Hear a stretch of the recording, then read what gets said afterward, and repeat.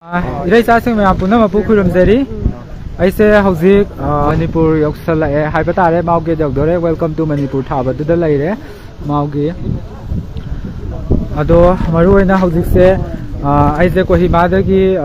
Manipuri cultural society gi akoi isilinau sing akoi irai chasing mayamna aise mafam sibau moina thimbirakpane ado huji maru oina state force ado ngamba security force mayamna aigi security tawraga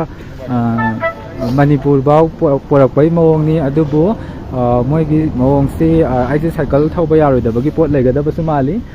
adubu aingonda yam clear oina di hydri hujiksi maugeta lunch lawminaraba matung aigi chapchaba pot khangani adubu aise date 19 da aise Imphal yawraknaba plan tawjabani adubu matam se tension lakpa yagadori bra natraga moina karigumba cycle thauba yaroi habana singba singla agasu aigi di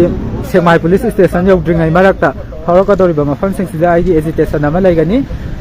ado maruoina aigi cycle thawraga Manipur yarakpa habase aigi apambani maruoina huji state force su thengnarabani na yaragadi aina ngasi miyamna khanganjariba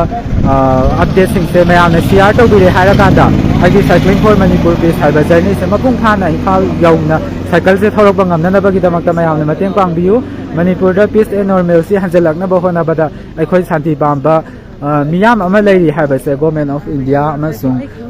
santibu pamjariba